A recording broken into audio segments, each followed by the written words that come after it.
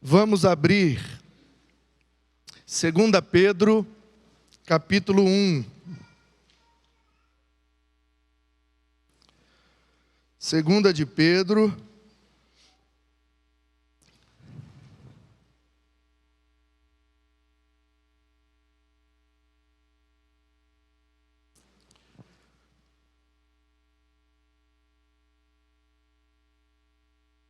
de Pedro, capítulo 1,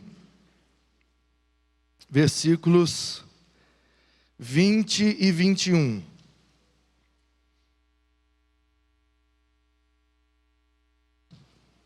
Segunda de Pedro, capítulo 1, 20 e 21. Alguém com a voz boa aí de trovão e já achou o texto, pode ficar de pé e ler em voz alta para nós, por favor.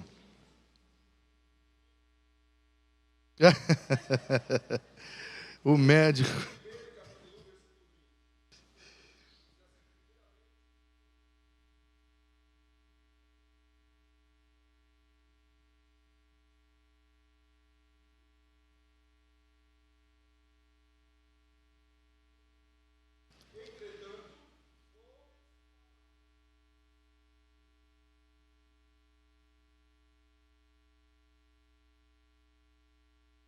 Bênção. Nenhuma profecia foi dada ao homem sem que Deus revelasse, Deus mostrasse. Deus é o autor da Bíblia, irmãos. Todos que participaram do processo são escritores, tá bom? Então Moisés, Josué, Samuel, todos os que escreveram tanto o Antigo quanto o Novo Testamento são escritores da Bíblia. O autor da Bíblia é o Senhor, o Deus da palavra. Então nós cremos nisso. E aí tem outros textos para você ler durante essa semana. Hebreus 4:12, 2 Timóteo 3, Mateus 24, Atos 17, 1 Timóteo 4 e Lucas 24. Você vai lendo e meditando, porque a palavra do Senhor permanece para sempre. Essa é a palavra que foi anunciada a vocês, disse Pedro na sua carta. A palavra do Senhor. E o profeta Isaías também diz que a palavra do Senhor não volta vazia. Então, a palavra do pregador, a palavra do pastor, a palavra do professor pode ser vazia. Pode ser uma palavra vinda do seu coração, da sua vaidade, das suas crises, dos seus traumas, da sua raiva, da sua angústia, da sua tristeza. A palavra do homem pode voltar vazia, mas a palavra de Deus nunca volta vazia. Ou seja, para aquilo que ela foi liberada, ela vai alcançar o propósito. Se é palavra de Deus, se é de Deus, cumpre o propósito. Se é do homem, pode não se cumprir. Então é muito bom estarmos sempre atentos, porque de vez em quando Deus costuma misturar as palavras dele com a nossa. E é nessa mistura que a bênção acontece. Então, toda vez que você estiver ouvindo alguém, ouça atentamente. Porque pode ser que Deus esteja falando com você. Então, na aula passada, nós vimos que Deus se revela a nós. E se Ele não se revelasse, nós nunca o conheceríamos. E Ele revela de diferentes formas. Se revela na natureza, em toda a criação, a revelação geral de Deus. Se revela na sua palavra e se revela na sua imagem, no seu semelhante que é o homem. E o melhor e maior homem que já existiu é onde ele mais se revelou no seu Filho Jesus Cristo. Então, vimos também que Deus inspirou seres humanos para escrever o texto sagrado que temos acesso e que Ele nos ilumina através da sua palavra. Então, esses três conceitos precisam estar bem claros na nossa mente para entrarmos no assunto da bibliologia, que é a doutrina da Bíblia, enquanto livro e palavra de Deus. Então, inspiração é o ato de Deus ter inspirado os homens, os seres humanos que escreveram a Bíblia. Então, ele se revela na natureza, na sua palavra inspirada, na sua imagem e semelhança, sobretudo no seu Filho Jesus. Então, ele se revela, inspira o homem para escrever e nos ilumina para compreender. Então, na teologia, revelação não é adivinhação de nada, é o ato de Deus se revelar, se mostrar. Inspiração não tem a ver com talento, com habilidades específicas. Nossa, fulano hoje estava inspirado. No popular a gente fala, na teologia, inspiração é o que Deus fez com os escritores da Bíblia. E terminou ali em Apocalipse. Aí, a partir dali, Deus continua operando em iluminação, nos iluminando para entendermos a partir do texto inspirado aquilo que Deus tem nos revelado. Então hoje nós vamos entrar na bibliologia, a doutrina da Bíblia. O que é que nós sabemos sobre a Bíblia? Então o Herman Bavinck diz assim, nosso conhecimento da revelação, tanto geral quanto especial ou específica, revelação geral, como aprendemos na aula passada, é como Deus se revela para todos, na natureza e na sua imagem e semelhança. Onde tem um ser humano, Deus está se revelando. Deus também se revela através da Escritura e através do seu Filho. Então, o nosso conhecimento, tanto da revelação geral, que é Deus se revelando a todos, quanto da específica ou especial. O que é a revelação especial? É quando Deus se revela na palavra e em Jesus. Porque em todo lugar tem natureza e tem gente. Onde tiver gente, Deus está se revelando através da natureza e através da própria gente que está lá. Mas a Bíblia pode não ter chegado lá. O conhecimento da pessoa e da obra de Jesus pode não ter chegado lá. Então, essa revelação na Bíblia e em Jesus, a teologia chama de revelação especial, específica. Por quê? Porque ela não está para todos. A igreja foi chamada por Deus para participar dessa obra, fazer com que todos conheçam sua palavra e o seu Filho. Por isso, especial, entendeu? Porque não é para todos.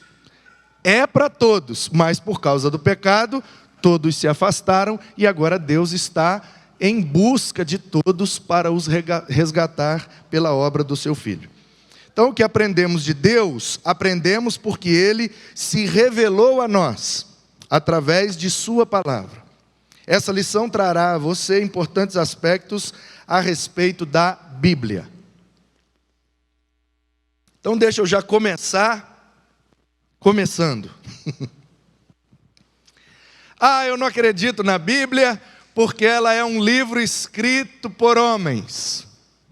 Ok, então você não acredita em livro nenhum, né? Porque todo livro foi escrito por um homem. Ou os seus livros de história que você acredita foi escrito por macacos? Por ETs?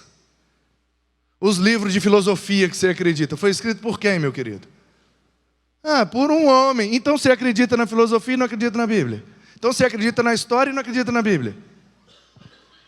Homem por homem, cada um escolhe o homem que quer acreditar. Você acredita no Nietzsche, eu acredito no Moisés. Estamos quites. Sim ou não, irmãos? Foi escrito por homem. Claro que foi, gente. Foi organizada por homens. Claro que foi. Mas a igreja manipulou esse livro. Manipulou? Então manipulou muito mal, porque deixou os heróis todos expostos, porque a Bíblia mostra o pecado de todos eles. Então foi muito mal manipulada.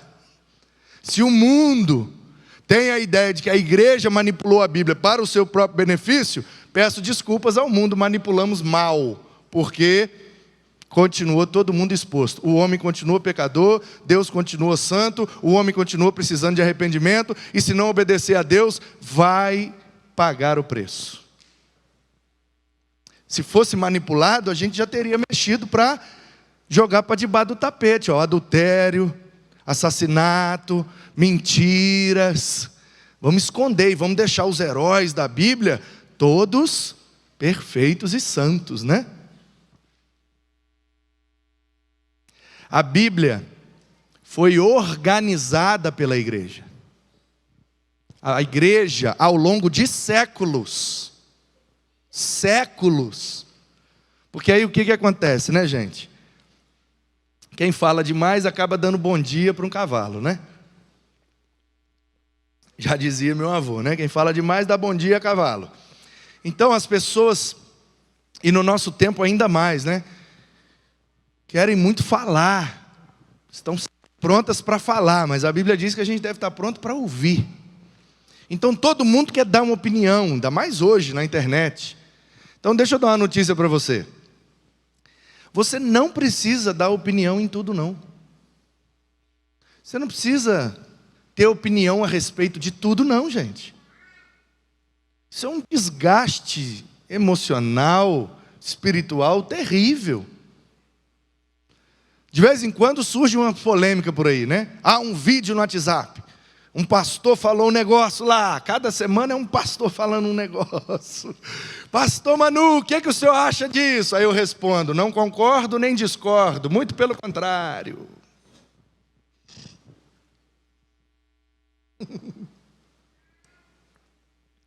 Nós não temos que dar opinião em tudo. Então, o pessoal afoito para falar, acaba falando besteira. Então, eu não acredito na Bíblia. A Bíblia foi manipulada pela igreja. Então vamos para a história. Os autores, né, entre aspas, quando a gente fala autores é no sentido sempre de escritores. Eles escreveram, e existem vários textos. Vários, tanto do Antigo quanto do Novo Testamento. Talvez você não saiba, mas do Novo Testamento existe muito mais texto que ficou de fora do que os 27 que entraram no que a gente chama de cânon da Bíblia. Então você tem mais de 50 evangelhos. Você tem mais de 30 apocalipses. Tem um até que se chama Apocalipse de Maria. Um texto que uma mulher chamada Maria escreveu como revelação de Deus para o tempo do fim. Vários. Por isso que na teologia, no meio acadêmico, quando a gente vai mencionar o Apocalipse do Novo Testamento, a gente tem que mencionar o Apocalipse de João. Porque se você falar Apocalipse, alguém pode perguntar qual deles? Porque como texto de pesquisa, academicamente falando, tem vários Apocalipses. Então, se você vai fazer uma pesquisa no Apocalipse do Novo Testamento, o título da sua pesquisa tem que estar lá. Aquilo que eu estou pesquisando no livro do Apocalipse de João. Então, eram dezenas, centenas de textos. Os bibliólogos aí mais eruditos dizem que os escritos da era da igreja depois de Cristo passa de 300. Então, qual foi o papel da igreja? Pegar esses mais de 300 textos escritos sobre Jesus, sobre a igreja, sobre tudo que estava acontecendo ali no primeiro século. Eles jogaram em cima da mesa e disseram, vamos ler um por um, palavra por palavra, jogando esse escrito numa peneira, numa régua. Vamos medir esses textos. Por isso que a palavra é cânon, que vem de cana, que era como se chamava a régua no mundo antigo. Pega-se um pedaço de junco, na nossa cultura um pedaço de bambu, e aí corta ali um pedaço de bambu, e aquilo ali é a medida que você quer. Esse termo foi emprestado da marcenaria. Né? O pastor Raul faz móveis, né, pastor? Então, a pessoa encomenda o senhor, eu quero um móvel aqui para minha cozinha, um armário que pegue dessa parede até essa parede. O pastor Raul vai lá, pega a trena, mede, dessa parede até essa parede, deu 1,32 m. Ele anota. Quando ele chega na marcenaria dele, ele pega a madeira e o fundo que vai pegar de uma parede a outra, ele vai cortar com 1,32 m ou 30 para dar uma sobrinha, enfim. Hoje nós temos a régua com centímetros, naquele tempo não tinha.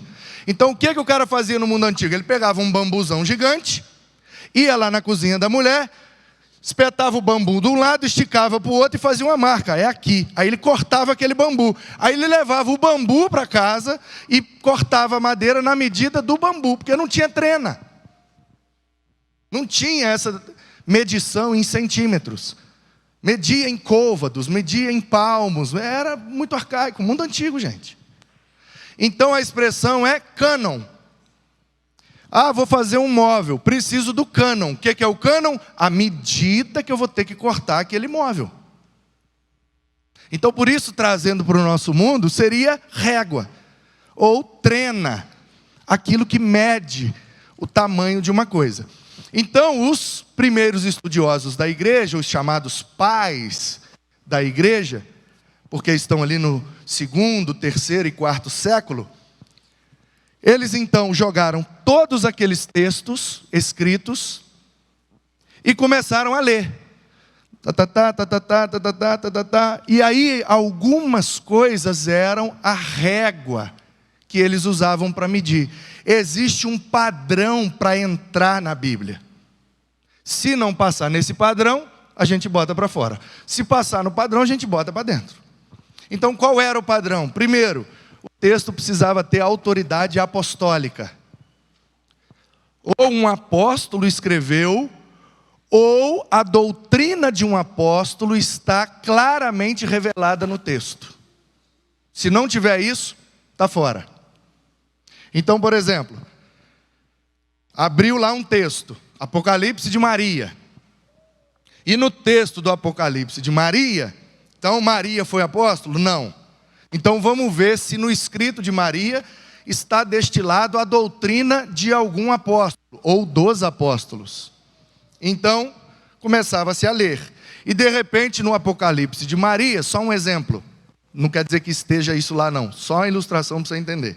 Aí Maria estava escrevendo, e Jesus vai voltar, e quando Jesus voltar, todo mundo que está morto vai ressuscitar, mas não vão ser corpos, serão todos espíritos, então o mundo vai virar um mundo de espíritos, um monte de fantasminhas andando pelo planeta. Aí os caras ali falam, que história é essa, rapaz? Quando Jesus voltar, um monte de fantasminha? Isso não bate com a doutrina dos apóstolos. A ressurreição é da carne, a ressurreição é do corpo, é o cara vivo com o corpo de novo. Então, está fora. Entendeu ou não? Por isso que chama cânon, porque eles foram, entre aspas, metaforicamente, medindo os textos. Ou seja, analisando e vendo se bate com o que os apóstolos ensinavam, porque eles receberam aquilo de Cristo. Então, só para início de conversa e para dizer a você que está aí na internet, tem um pessoal aqui me acompanhando, 38 pessoas online aqui nesse momento. A Cristiane, Ana Paula Marques Andrade, pedindo para enviar o esboço pelo WhatsApp, o PDF. Ô Ana Paula, se você não está no grupo de comunicação da igreja, que está sendo postado lá, mas aí eu vou pegar lá e vou te enviar. É só você me mandar um WhatsApp. Se você não tiver, os meninos vão botar meu WhatsApp aí na tela. Deixa aí por um tempo. Qualquer pessoa que estiver assistindo, entra nesse WhatsApp aí e me chama, eu te envio tudo que você quiser. Dilene Fonseca, Bernardina Maria, Raquel Teófilo, olha, pastora Raquel, que esteve aqui na posse, um abraço de Campos, Rio de Janeiro. Simone Caracini, Fátima Vilaronga, Esther, Fábio, Dona Jô está aí online, Dona Jô. Dona Jô mesa barba, gente. Melhor professora que eu tive na minha vida. Evaldo José, Valéria Domingos, Carlos Walter, Rodrigo Aureliano e Rebeca. Bom dia, Deus abençoe a todos. Vocês que estão online, quiser fazer uma pergunta, só digitar aí, eu estou ligado aqui e a gente vai respondendo. E vocês também, tá bom? Se quiser fazer uma pergunta, Larissa vai estar esperta ali atrás com o microfone. Você levante sua mão em qualquer momento, tá? Se preocupa, não quero interromper o pastor. Não, pode interromper, é sala de aula. Aliás, se você interromper, se você perguntar, te agradeço muito, porque vai certamente enriquecer a nossa aula. Então, o conceito de autoridade das Escrituras remete ao fato de que todas as palavras da Bíblia são palavras de Deus, de tal modo que duvidar ou desobedecer de qualquer palavra da Bíblia equivale a duvidar do próprio Deus, desobedecer o próprio Deus. Então o que acontece, irmãos? Que a gente às vezes entra em crise com a Bíblia. Porque as pessoas pegam as proibições da Bíblia, não pode isso, não pode aquilo, não pode isso, não pode aquilo, e olham com a ótica da regra. Deus deu um conjunto de regras que não podem ser quebradas. Então Deus é um carrasco, Deus é um chato, que está proibindo um monte de coisa boa para nós. Alguns leem com essa ótica, e por isso repelem a Bíblia. Qual é então a ótica correta que o Wayne Grudem está propondo para nós? Todas as proibições das Escrituras são como cercas na beira de um abismo. Deus não está proibindo coisas porque Ele é chato, porque Ele é carrasco. Não, Ele está proibindo porque Ele sabe que se a gente fizer aquilo, o maior prejudicado será. Então é como uma mãe, que o filho está enfiando o dedo na tomada e ela proíbe. Não, aí não pode. Essa mãe é chata, essa mãe é carrasca, essa mãe é mandona que quer botar regra. Não, ela quer evitar que o seu filho tome um choque. Então, as proibições de Deus na sua palavra são para nos proteger. Todas elas. E devem ser interpretadas em seu contexto.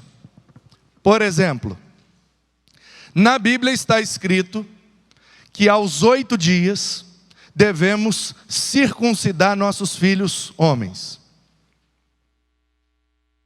Circuncisão. Alguém não sabe o que é circuncisão? Levanta a mão. Pode levantar, gente, aqui não tem vergonha não. Nós estamos aqui para aprender mesmo. Porque se todo mundo souber, eu vou para frente e não vou chover no molhado. Pois não, Gilberto. Fala no microfone aí, Gilberto, com essa sua voz de trovão. Essa determinação seria só para o povo judeu, para os demais não, né? É exatamente isso que eu estou explicando, que eu vou explicar. Ah, certo. É isso mesmo. Então, mas eu preciso explicar para quem não sabe o que é circuncisão. Então, chamamos hoje no popular a famosa cirurgia de fimose. Então, o que é a circuncisão? A glande, né?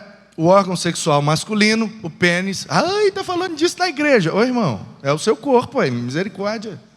Nós não podemos falar não, eu não posso falar palavrão, mas... Inclusive com Dona Jô, mesa barba assistindo, bióloga, né? Especialista em sexualidade humana, eu preciso dar essa aula direito, senão depois ela me pega. Então, o órgão sexual masculino, o pênis, tem em sua extremidade, a gente tem que pegar bem as palavras.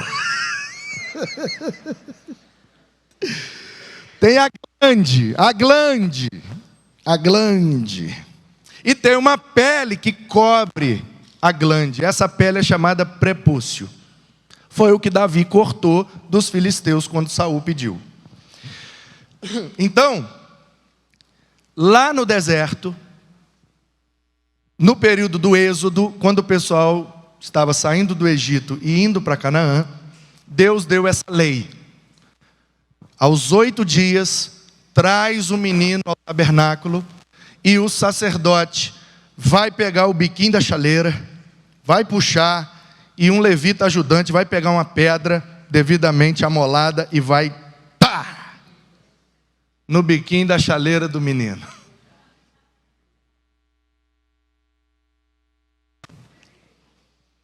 Aí olha só, eu fui pregar num retiro de carnaval em Minas Gerais, a cidade de Governador Valadares. E estou lá pregando no retiro. Você sabe como é retiro de carnaval, né? Acampamento, todo mundo lá no sítio, tem culto, tem comida, tem lazer, tem diversão. De vez em quando, alguém encosta, começa a conversar. Conversa daqui, conversa dali, batendo papo. E aí um homem adulto, daquela igreja, batendo um papo com ele, ele falou: pastor, mas eu sofri muito esses dias. É mesmo, irmão? O que foi? Rapaz, eu tive que fazer a cirurgia. Tive que fazer a circuncisão. Porque estava me prejudicando lá numa situação e tal, e eu tive que fazer. Pastor, mas pensa num negócio terrível, que dói muito, e é complicado, e não sei o quê, e contando os detalhes da cirurgia. Não sei porque que surgiu esse assunto, negócio de cirurgia, de dor, de hospital, ele emendou essa.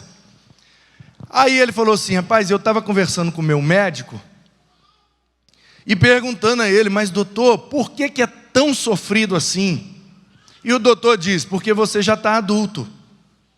O doutor ateu, que nunca leu a Bíblia, disse para ele: a melhor forma de fazer essa cirurgia é até os 8 dias de vida de um bebê. Porque até aquele ponto o sofrimento é quase zero. Mas passou dali, já tem muito sofrimento. E quanto mais velho, mais vai sofrer. Aí eu falei: sério que o doutor falou 8 dias? Ele falou. E você não tacou a Bíblia na cara dele, não? Aí ele: como assim, pastor? Eu falei: rapaz, a circuncisão, quantos dias Deus mandou fazer? Aí ele: eu falei: esse povo não sabe Bíblia, é um problema.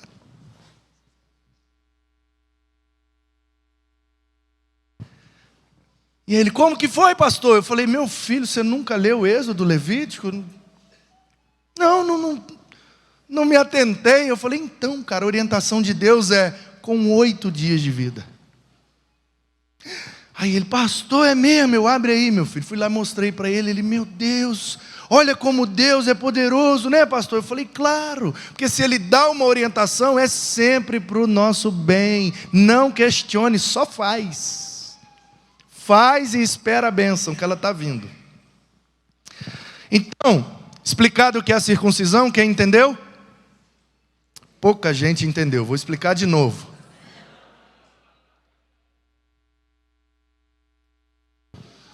Explicado o que é a circuncisão, quem entendeu?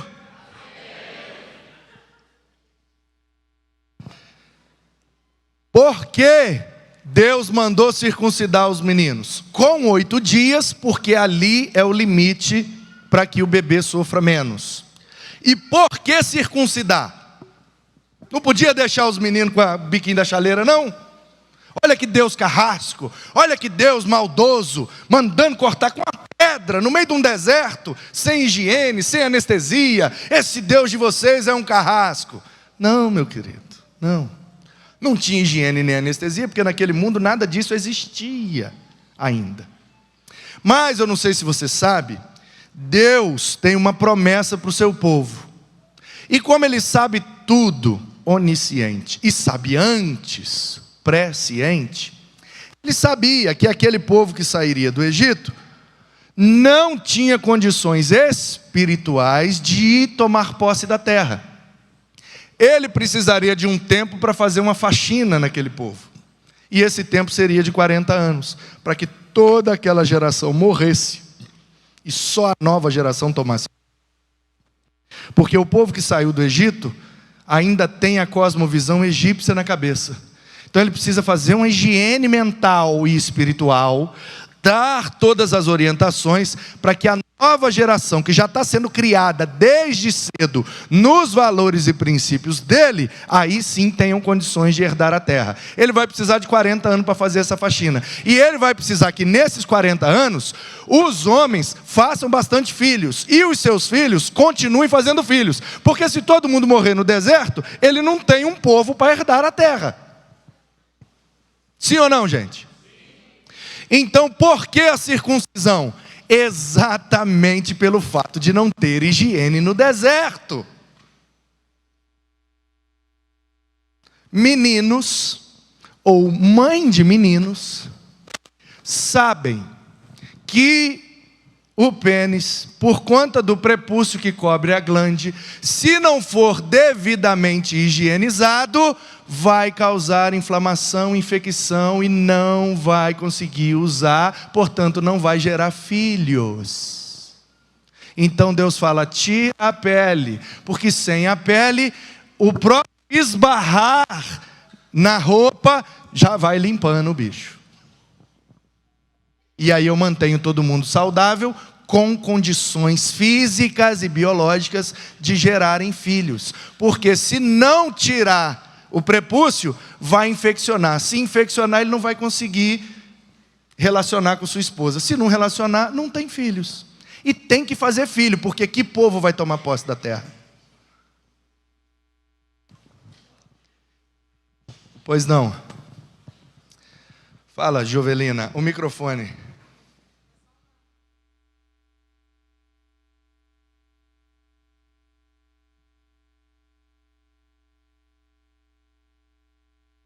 Olha só.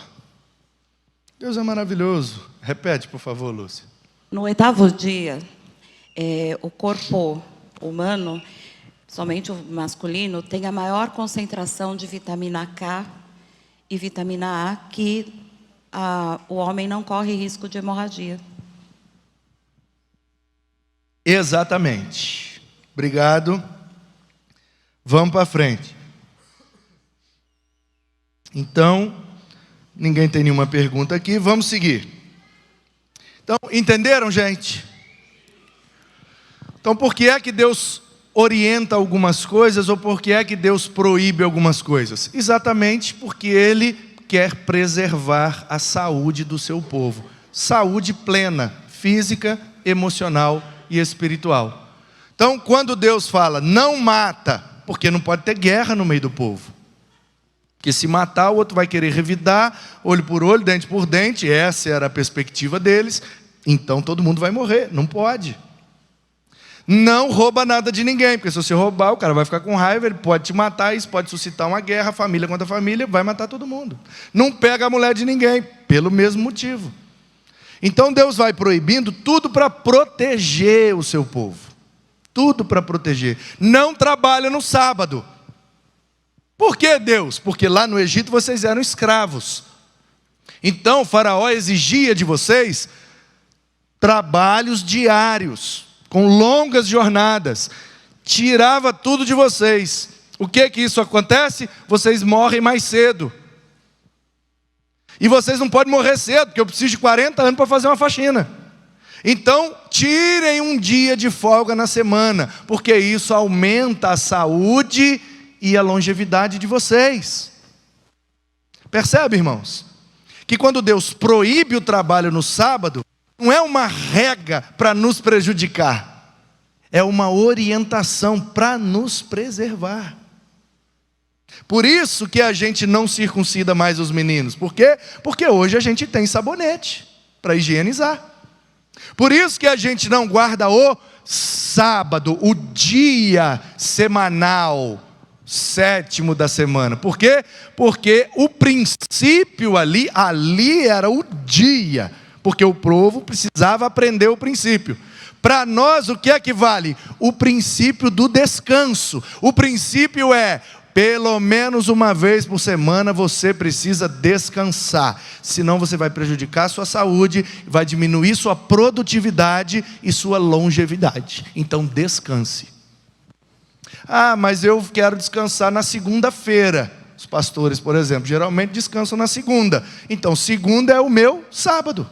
Porque a palavra Shabat, que foi transliterada para sábado, pode significar sétimo e também pode significar descanso. Porque vem lá de Gênesis, né? Mais ou menos assim, no Shabat ele Shabot. Ou seja, no sétimo dia Deus descansou. Por que é que Deus descansou, irmãos? Bota a sua cabeça para funcionar. Quem escreveu o Gênesis? Quem escreveu o Gênesis?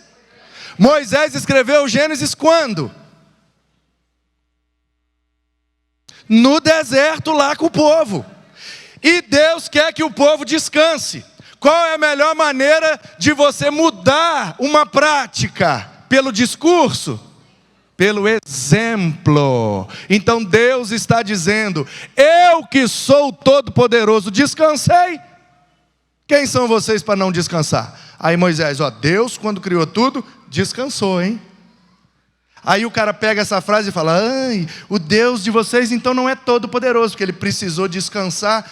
Ah, vai estudar mais, rapaz. O nome disso é antropologia, a doutrina do homem. Antropopatismo. A gente vai estudar mais para frente. Antropomorfismo é atribuir formas humanas a Deus.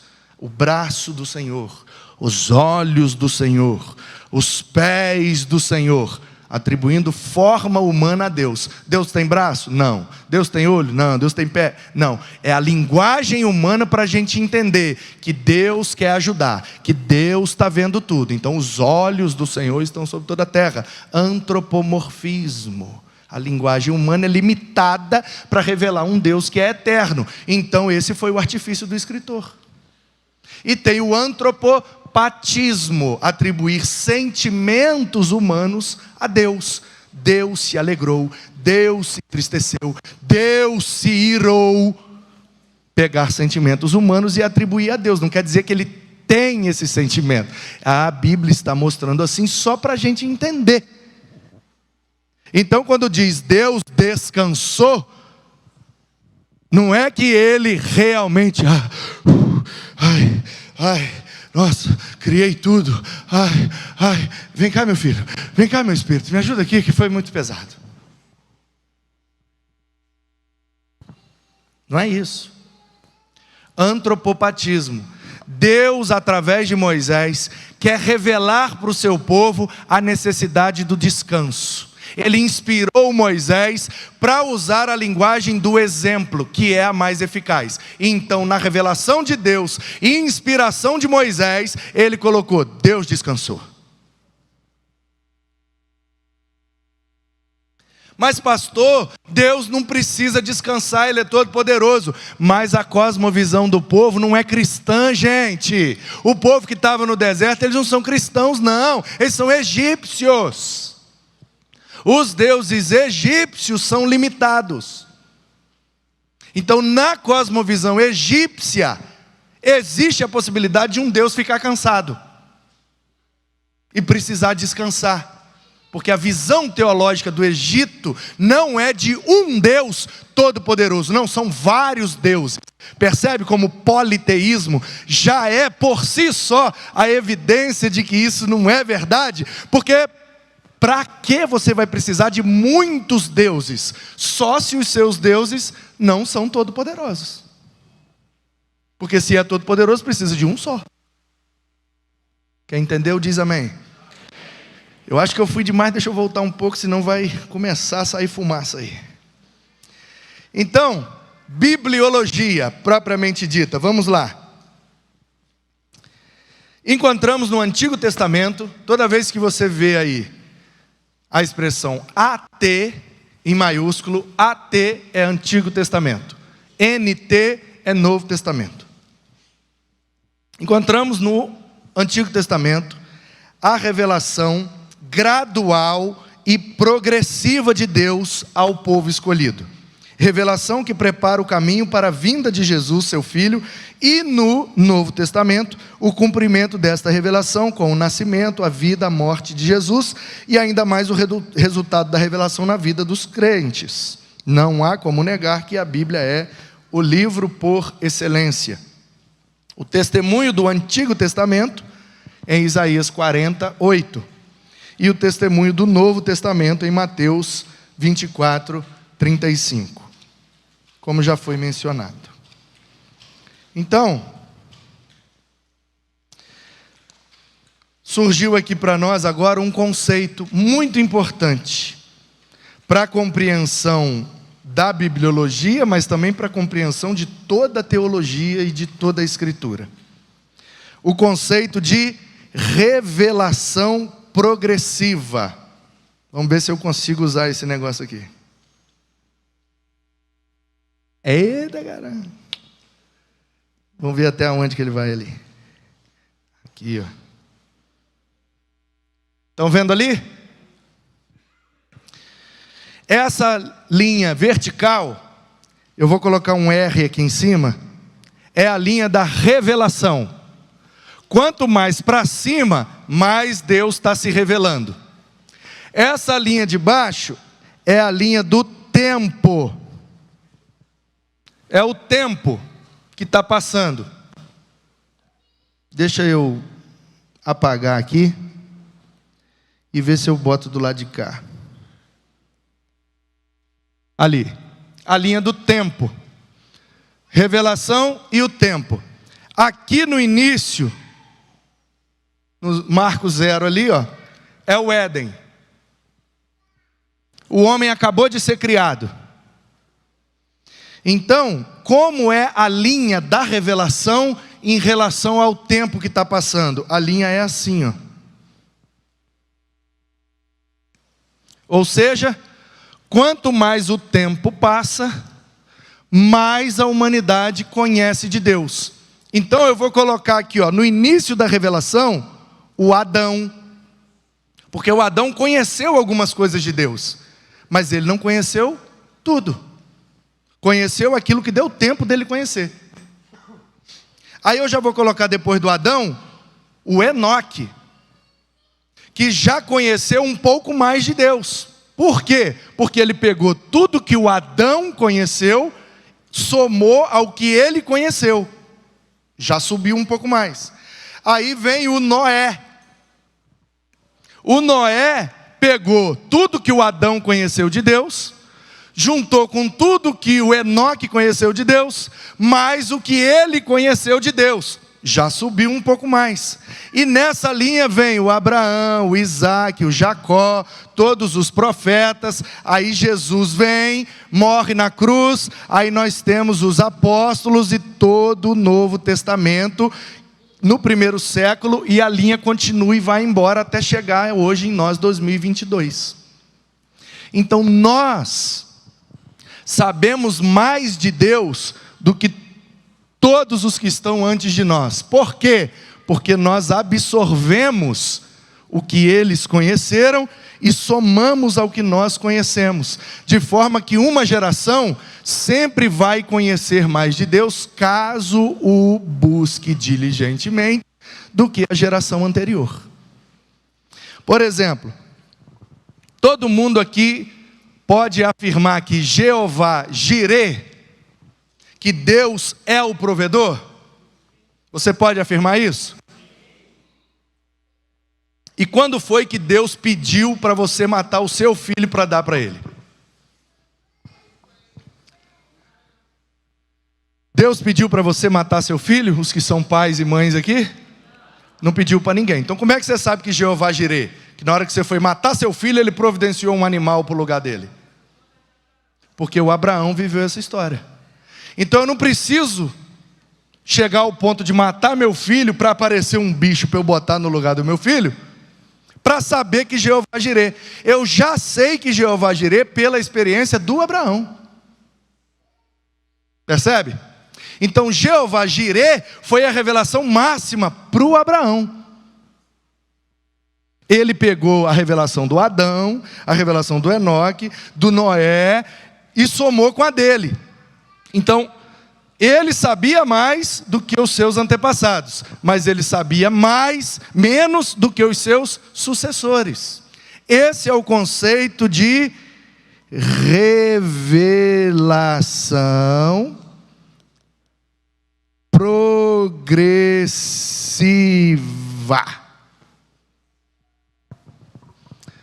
Vou conseguir um livro de caligrafia. Entenderam? Então, quando a Bíblia dá uma informação, ela está dando a informação baseada no que o escritor conhecia de Deus. Então, quando o Moisés, que está mais ou menos aqui, ó, o Moisés está mais ou menos ali naquele ponto, ele está revelando de Deus aquilo que chegou até ele. Dele para trás. Dele para frente não tem como. Por quê? Porque ele não viveu ainda. Não deu tempo dele conhecer mais. Então, toda vez que você for ler um texto da Bíblia, você precisa pensar com esse gráfico. Esse texto que eu estou lendo está em que ponto dessa linha? Está lá no início, então o ser humano sabia pouco de Deus. Está lá no final, então o ser humano já sabia mais de Deus. Quer ver um exemplo para isso? Quem quer diz amém. Um exemplo para isso é isso aqui, ó.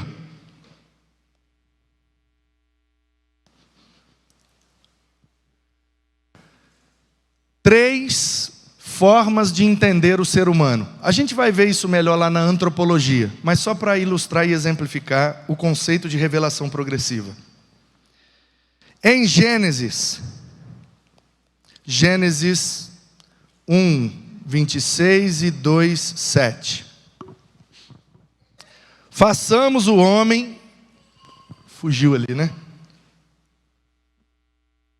Oi? Precisa a Bíblia não. Obrigado. O pessoal conhece esse texto. O povo aqui é bom de Bíblia. Não tá aí, apareceu. Então, ó, Gênesis 1, 26 e Gênesis 2, 7. A criação do homem. Façamos o homem, nossa imagem, nossa semelhança, a imagem de Deus o criou. Tomou o Senhor Deus do pó da terra, soprou do seu espírito, e o homem tornou-se alma vivente. Nefer Hayah. É o que está lá. Alma vivente. Então, o pó, o que é o monismo? O que é o monismo? É a maneira de compreender o ser humano na perspectiva de Gênesis. Portanto, quando Moisés escreve aquilo, isso revela que a revelação progressiva que ele tinha no momento é que o ser humano é uma coisa só, ele é alma vivente. Então, como que o Gênesis revela o ser humano para nós, que nos mostra como que Moisés compreendia naquele tempo? Revela o seguinte: o corpo, que vem do pó, mais o espírito, ruá, que Deus soprou, é igual a alma. O ser humano é uma coisa só, por isso monismo, mono é um. Por isso que na sonorização, quando tem um canal, sai nas duas caixas a mesma coisa, é um som mono. Aí nos anos 80 eles inventaram um negócio que o povo ficou doido.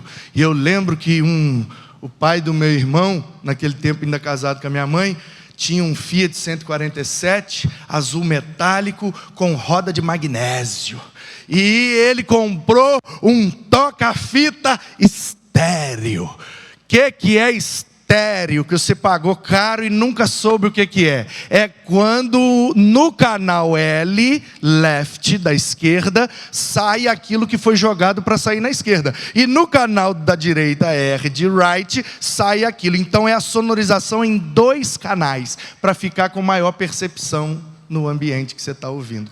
Som estéreo e não é mais mono. Mono é um só, por isso a monarquia é um só que manda, o rei.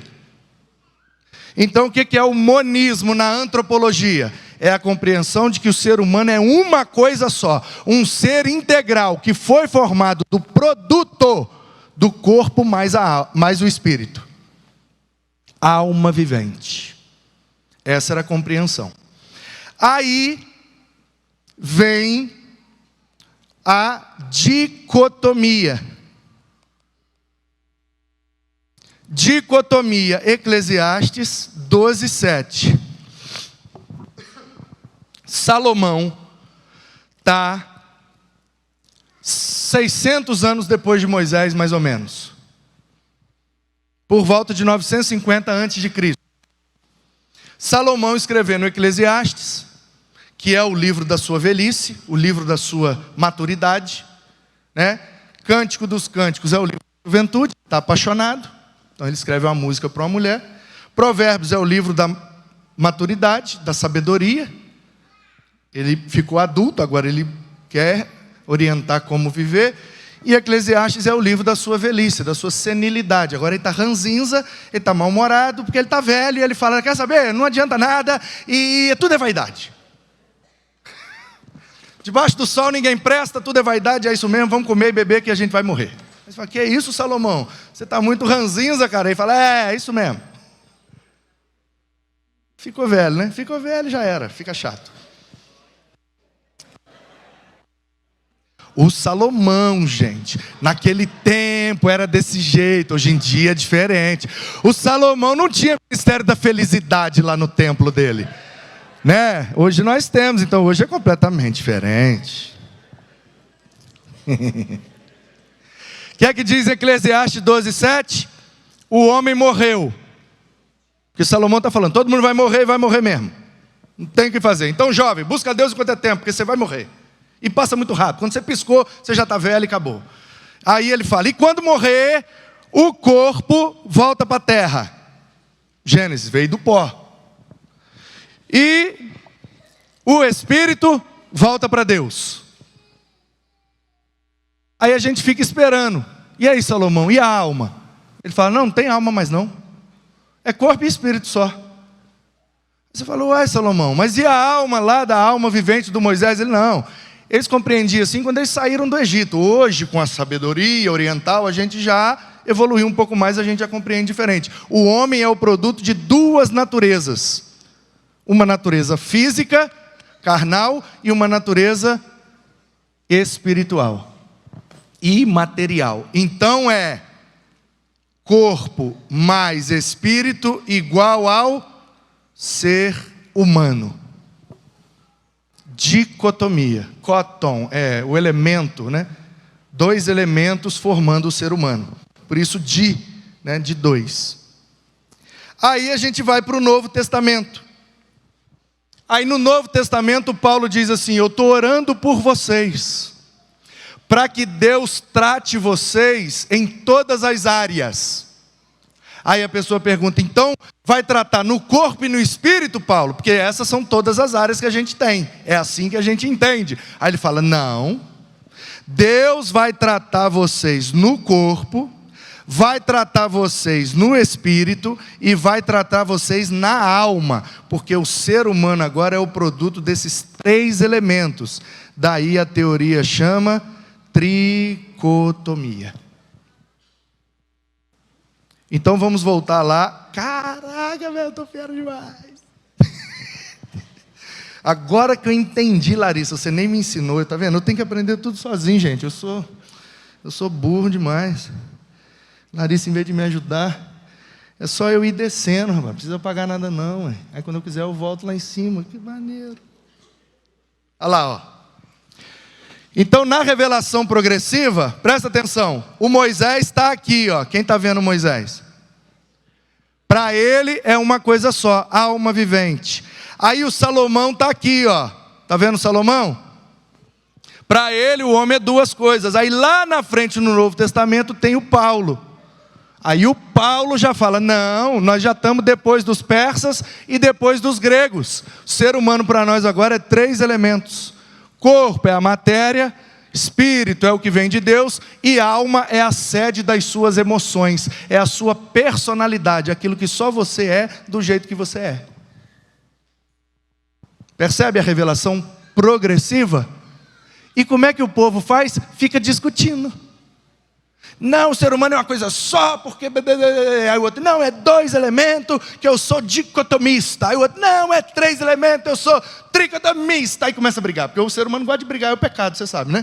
E tome briga. Aí o pessoal vem para mim perguntar, pastor, você é o quê? Você é monista, dicotomista ou tricotomista? Eu falei, depende do texto que eu estou lendo. Se eu estou lendo de Salomão para trás, eu sou monista. Se eu estou lendo de Salomão até Paulo, eu sou dicotomista. Se eu estou lendo do Novo Testamento para frente, eu sou tricotomista. A revelação é progressiva, meu filho. Não está discordando uma coisa da outra, não. Está progredindo. Para de brigar e vamos aprender, gente.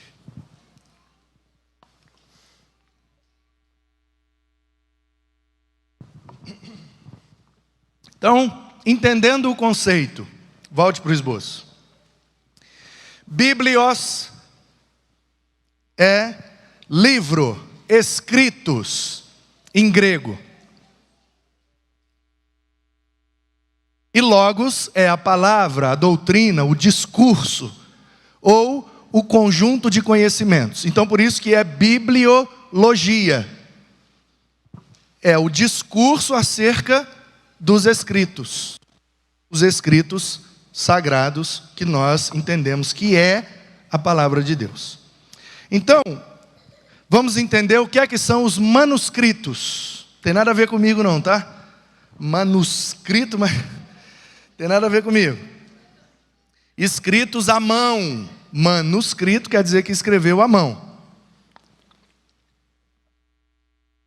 A imprensa só foi inventada no século XVI por Gutenberg, na Alemanha.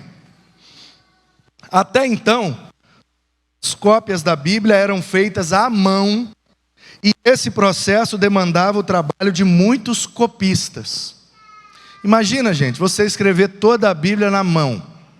Hoje, com papel fininho que a gente tem tecnologia para isso, escrevendo com a menor letra possível, a Bíblia fica da altura desse negócio aqui, ó, de tanta folha. Fica muito grosso, muito grande. Naquele tempo,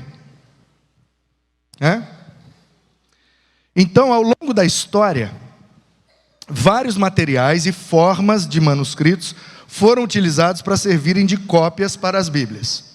Papiro é o pai do papel, porque é vegetal. Você sabe que papel é vegetal, né? Vem da celulose, que é extraída do caule de uma árvore, geralmente eucalipto. Então você trabalha aquela madeira para soltar as fibras que tem ali.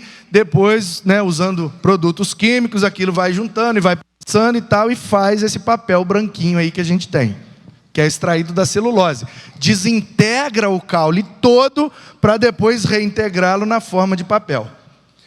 Como que era isso no mundo bíblico? Eles pegavam os juncos, que eram aquelas canas, que é de onde vem o termo cânon, né? Que é uma espécie de taboa. Sabe o que é taboa? Essa vegetação que dá na beira do lago, que parece uma cana de açúcar, né? Que tem um caule assim fininho e algumas folhas. Então, igual a cana, né? Quando você abre a cana, você vê que ela é toda fibrosa, tem várias fibrinhas. Como fica bem perto da água, fica muito úmido, é muito hidratada aquela planta, de forma que as fibras soltam com muita facilidade. Então o que é que eles faziam? Tira aquele junco da água, bate ele, esmaga até ele espalhar todas as fibras. Deixa no sol para secar, depois vai tecendo, emaranhando as fibras, né? Bota um monte de fibra assim, depois bota um monte de fibra assim, e vai tecendo, né, como fosse um tecido, mas é vegetal, e aquilo então bota para secar, aquilo era o papiro. Depois que secou, com tinta, escrevia-se ali em cima. essa foi a grande tecnologia do Egito, gente. O Egito era o império da época. E até aquele momento, toda a escrita ou era feita em pedras, ou era feita em peças de argila, né, de minerais, rocha, argila, né, e outros materiais. Aí o Egito veio o que era a última tecnologia em escrita. Qual é? O papiro. Um papel com uma superfície bem mais lisa do que rocha e argila, que permite colocar um conteúdo bem maior, bem mais leve, bem mais fácil de guardar e de transportar. É uma tecnologia maravilhosa. O papiro era vendido caríssimo. E isso durou até o tempo do Novo Testamento. Quando na Ásia Menor, agora você vai dar glória. Na Ásia Menor, você sabe, tem 9 cidades. Éfeso é a capital, está no porto, na beira do Mar Egeu. Esmirna, Pérgamo, Tiatira, Sardes, Filadélfia, Laodiceia, Colossos e Hierápolis, ao sul. 9 cidades, Ásia Menor. Uma cidade daquela, chamada Pérgamo, um cara que criava boi, foi ver como é que estavam seus bois, e um boi tinha morrido. E tinha morrido numa parte longe da fazenda, e tinha muitos e muitos dias, meses, que o boi tinha morrido. Quando o cara chegou lá, só tinha o osso e o couro. É isso, Oséias? Fica o osso e o couro, né? E aí o que é que ele viu? O couro já estava praticamente sem pelos. Ele viu uma superfície extremamente lisa, extremamente rígida, leve, porém muito mais resistente que um papiro. Ele cortou o couro do boi, levou para casa, escreveu uma mensagem e mandou para o irmão dele. Por isso que esse papel, que é do couro de um animal, é chamado de pergaminho, porque foi lá em Pérgamo que o cara inventou a primeira vez.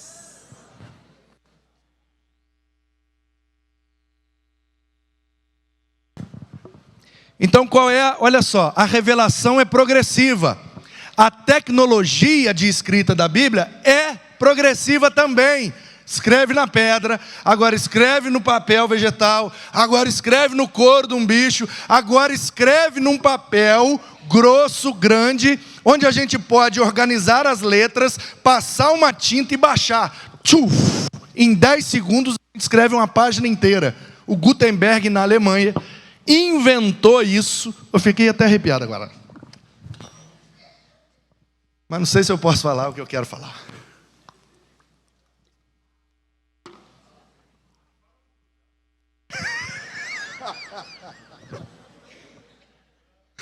Boa, Jackson. Para quem está em casa e não ouviu, querido Jackson disse assim: fala com cuidado.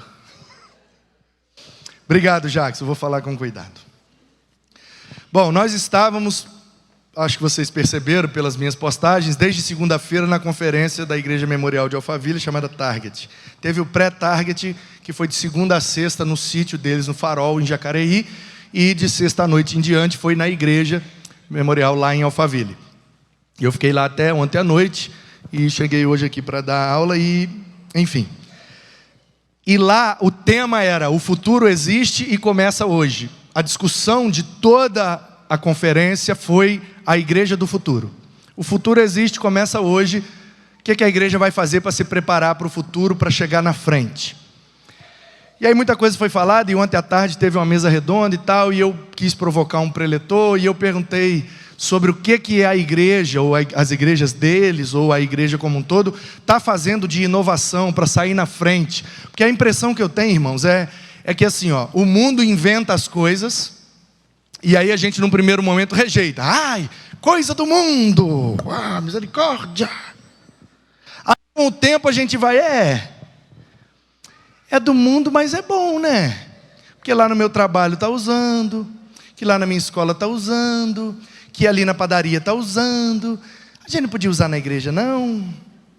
Aí a geração mais antiga fala: não, na igreja não, porque vai trazer o mundo aqui para dentro. Aí a gente espera eles morrer, quando eles morrem a gente bota tudo aqui dentro.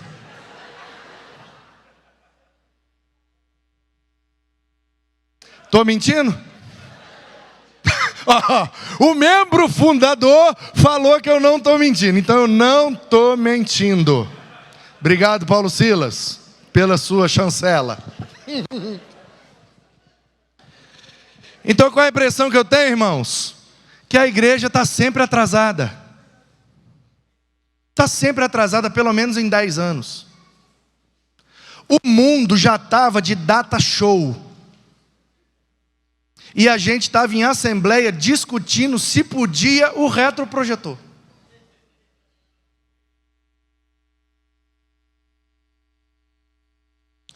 Então qual é a impressão que eu tenho? De uns tempos para cá, presta atenção, isso não é bibliologia não, mas isso é um negócio muito sério. De um tempo para cá, não é sempre, a imprensa de Gutenberg é um exemplo disso. É por isso que eu estou falando disso. Eu não estou fugindo tanto da aula não, estou falando do Gutenberg. De uns tempos para cá, a igreja é refém da tecnologia mundana. Eles inventam lá, a gente traz aqui para dentro depois. E aí a minha pergunta foi: quando que a igreja vai assumir novamente o seu papel de vanguarda e protagonismo na sociedade? Porque a imprensa, irmão, foi inventada para imprimir Bíblia. E depois o mundo copiou. A guitarra, pasmem, foi inventada para tocar nos cultos pentecostais da igreja negra do sul dos Estados Unidos. E o mundo copiou depois. Tanto o instrumento quanto o ritmo.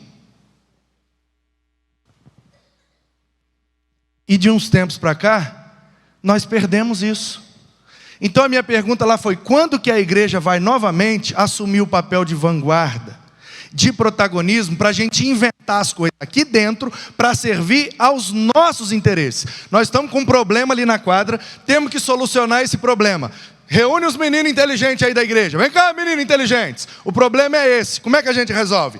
Aí os meninos montam um GT, um grupo de trabalho, pensam aquele problema, acham uma solução, a gente inventa um produto, soluciona o problema da nossa quadra da igreja. Deu tão certo que todo mundo vai copiar. Daqui a pouco todas as quadras de São Paulo vai ter aquilo que a gente teve aqui, que a gente resolveu o nosso problema, e a igreja serviu a sociedade saindo na frente. Eu estou ansioso aguardando esse momento. Quando que a igreja vai novamente assumir o papel de protagonista e não ficar refém do mundo, esperando eles inventar lá para a gente copiar aqui. Não, é nós que vamos inventar e eles é que vão copiar a gente. Ou os nossos meninos não são inteligentes para inventar as coisas? É por isso... Ai. Aí eu já começo a me complicar. É por isso que na igreja dos meus sonhos, a igreja envia todos os vocacionados, não só os vocacionados teológicos. Na igreja dos meus sonhos, a igreja envia todos os vocacionados. Pega esse menino nerd, vem cá, nerd. Você tem vocação para tecnologia e futuro. Vem cá, meu filho. O que é que você quer estudar? Ah, eu quero fazer não sei o que da computação, da não sei o que em Harvard, que lá que é o melhor. Toma, a igreja vai enviar você. Vai lá, vocacionado para tecnologia. Estuda, aprende, depois volta para servir. A gente tem tecnologia aqui dentro, abençoando os irmãos. E você vai para o mercado de trabalho, ganha bem, vai dar um dízimo abençoado e louvado seja Deus. Porque ele não é vocacionado para isso. Ele não vai fazer isso bem. O trabalho dele não vai servir às pessoas. Como que isso não é de Deus, gente? Mas a gente só pensa em vocacionado no sentido espiritual da coisa, teológico da coisa. A gente envia para o seminário. Por que a gente não pega uma menina que é boa com criança? Essa menina, ela tem um mel, as crianças juntam em volta dela, ela consegue ensinar, ela faz de tudo e ela às vezes não tem condição. Por que a igreja não envia? Porque ela é vocacionada para pedagogia, a gente vai pagar a faculdade dela. Porque lá na escola que ela vai trabalhar, é o reino de Deus lá. e ela vai trazer o conhecimento para a gente aplicar aqui. Que essa é a vocação dela. Mas isso é a igreja dos meus sonhos. Voltemos para a realidade. Então, o Gutenberg inventou a imprensa, que depois passou a ser chamado só de prensa. Que é o quê? Esse formato que era a nova tecnologia do século XVI, botar letras, passar uma tinta, bota numa chapa e tuf, e sai todas as páginas iguais e uma página inteira da Bíblia, pá, pá, pá. A imprensa foi mais uma progressão. Daí foi evoluindo o papel. Os estudiosos dizem, lá na Sociedade Bíblica da Alemanha, eu acho que tem um exemplar da Bíblia de Gutenberg. Ela tem 1,5 metro de altura. O papel era muito grosso e a tinta também muito grossa, então ela ficava enorme. E hoje a gente consegue, né, com a antiga tecnologia do papel, que o papel já é séculos passados aí, 20, 19. Então a tecnologia foi afinando o papel, diluindo a tinta, sem perder o poder de impressão, para que ficasse o menor possível, o mais leve possível. E você consegue, em papel, ter uma Bíblia que cabe no bolso, tranquilamente. Só que aí, na virada do século XX para o XXI, veio a nova tecnologia. A Bíblia no formato digital. Então você tem hoje na palma da sua mão, começou nos computadores, depois veio para os celulares, e você tem na palma da sua mão, não só todos os livros da Bíblia, como todos os dicionários, comentários, mapas, livros e tudo mais o que você quiser. Na palma da sua mão você estuda a Bíblia todinha, sem abrir nenhum livro de papel. Vai progredindo. E a gente precisa quebrar uns paradigmas, né, gente? Porque qual é o formato original da Bíblia? Não tem. É o formato do tempo. Quando era cerâmica, argila, cerâmica. Quando era papiro, papiro. Quando era pergaminho, pergaminho. Aí papel, papel. Agora digital, digital, ué. Qual formato é mais santo que o outro, gente? Olha o que a gente fez com a bibliologia. Não, porque a Bíblia é santa, a Bíblia de papel. Ah, então abre os pergaminhos lá, miserável. Porque quando Paulo escreveu não era papel não, era pergaminho. Então vai atrás dos papiros de Moisés, não existe mais. Presta atenção, o que nós temos é cópia, da cópia, da cópia, da cópia, da cópia, da cópia, da cópia, da cópia, meu irmão. E você está com esse papo de que a Bíblia original é a da capa preta. Meu irmão, para. A palavra de Deus é muito mais do que uma capa preta, gente. São as palavras de vida contidas nesse escrito. Seja o formato que ele estiver, são palavras que dão vida. Uma vez eu fui fazer uma visita, acabou meu horário, né, Larissa? Vamos deixar para a semana que vem para terminar. Vou responder as perguntas aí, gente, só um minuto. Aí eu fui fazer uma visita a uma dona no hospital. Aí eu, ei dona, como é que a senhora está? Estou bem, pastor, não sei o quê, não, aí amém, papo vai, papo vem, fala dos exames, fala de tudo, disso, daquilo, lá, ouvi tudo. Agora vamos orar, irmã? Vamos orar. Eu peguei meu telefone, já estava na agulha e comecei a ler um salmo. Paraná, paraná, paraná, paraná, paraná. Terminei de ler, falei, vamos orar? Ela fez assim, que é isso, pastor?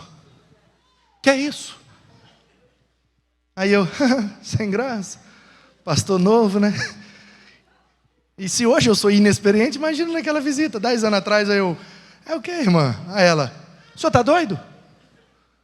Aí eu, não, irmã, cadê a Bíblia, pastor? Eu falei, acabei de ler, irmã. Não, isso aí não vale, não. O senhor faz favor, tem uma de papel ali, ó, pega lá de papel, tá ali, ó.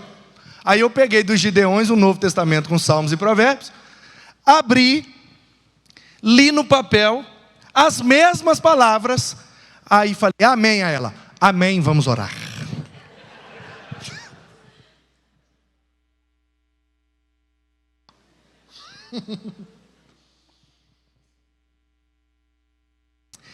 Então, assim, infelizmente, por motivos e circunstâncias óbvias, essa irmã não teve acesso ao estudo da bibliologia. É por isso que ela tinha esse pensamento equivocado, que eu respeito com o maior carinho, mas que compreendo que é um pensamento oriundo de um ambiente não bibliológico. Essa irmã nunca teve a informação de que a Bíblia não é um formato sagrado, ela é um texto sagrado. Então, onde esse texto estiver, ele é sagrado. Pode ser na fumaça de um avião. Se é texto bíblico, é sagrado, irmão. Não é o formato que é sagrado, é a mensagem. Amém? Então, o cânon, o termo cânon significa vara de medir. Já expliquei isso, né?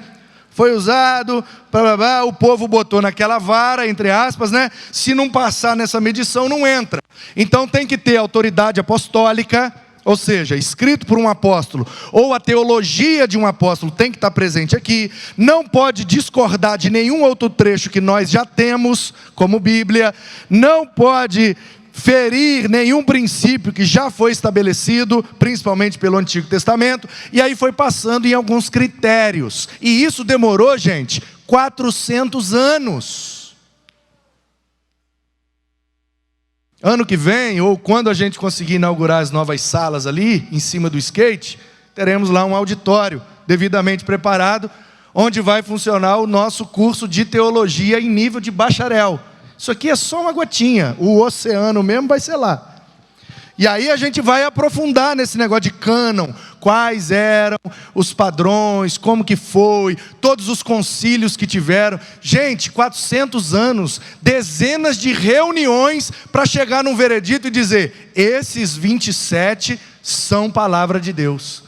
É um processo de séculos, gente piedosa em oração, lendo atentamente, conversando, debatendo, discutindo, um trabalho de séculos que envolveu centenas de pessoas. Aí o cara vira e fala para mim que nós manipulamos do jeito que a gente quis. Respeita a minha história, tá?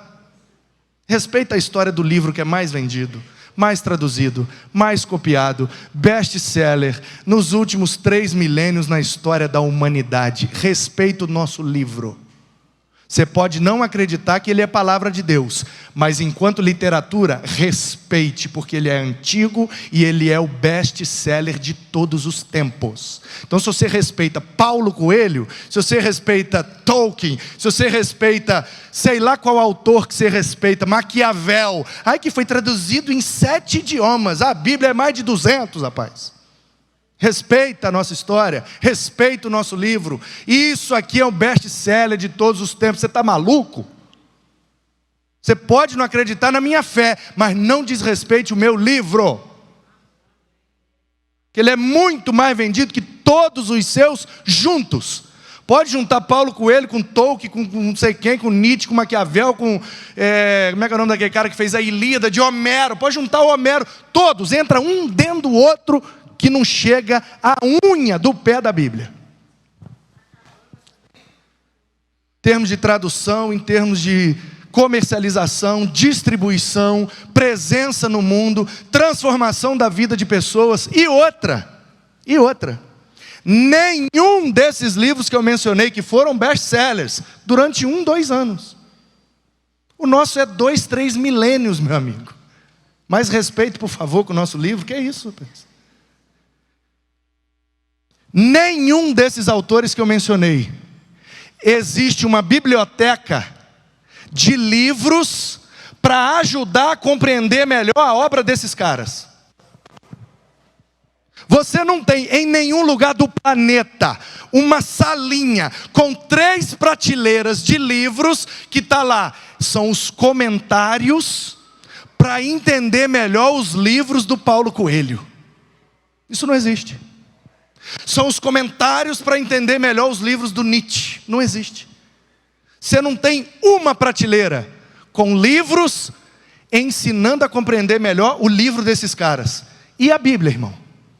Só eu tenho 3.000 volumes de livros que me ajudam a compreender melhor a Bíblia. E espalhado pelo mundo existem milhões milhões de livros que só foram escritos por causa da Bíblia.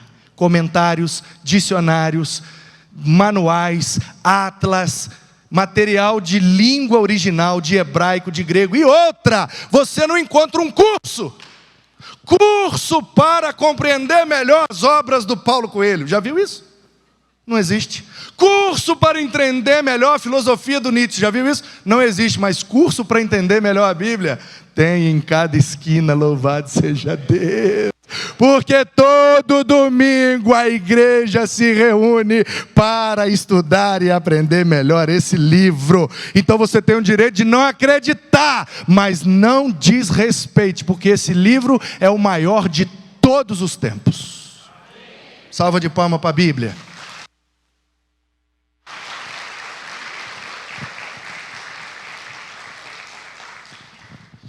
A melhor tradução da Bíblia, qual é, gente?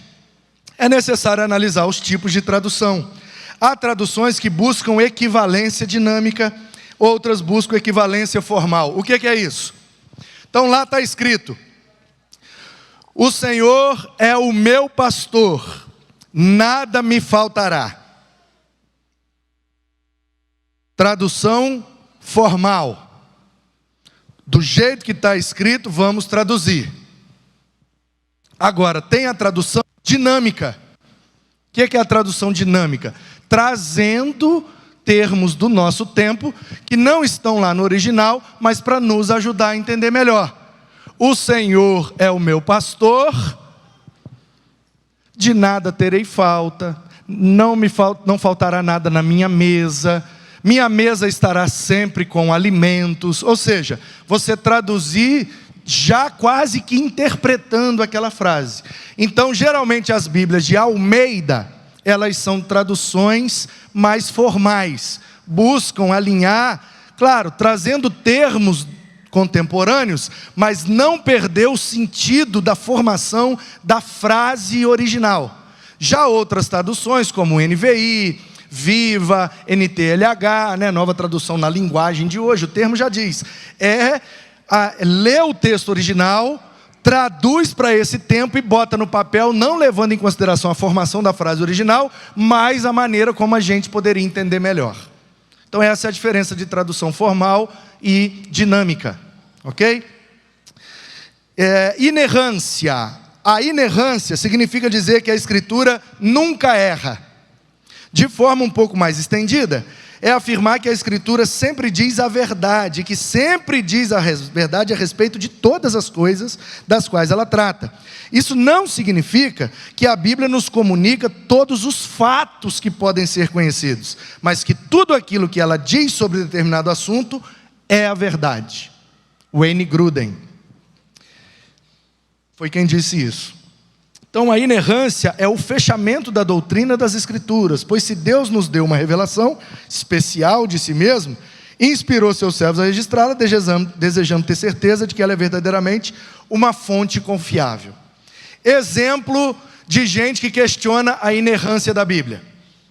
Aqui nesse evangelho diz que eles estavam entrando em Jericó.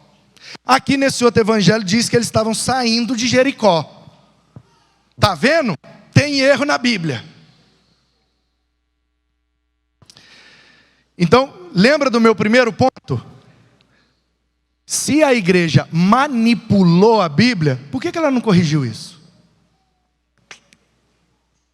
Entendeu ou não?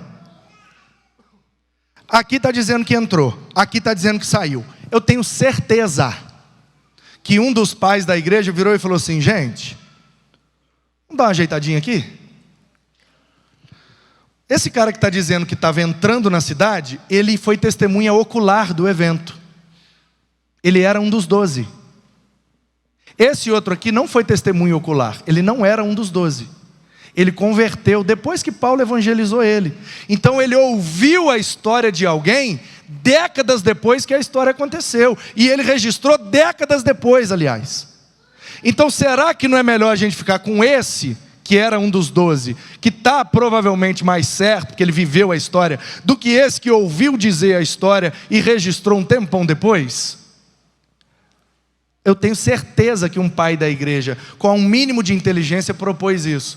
Mas alguém, santo e piedoso, levantou e disse: muito boa a sua ideia, meu querido, muito obrigado, é uma ideia maravilhosa, pouparia muito desgaste no futuro, mas eu acho melhor deixar do jeito que está no original mesmo, e a gente cria uma teologia para explicar essa diferença.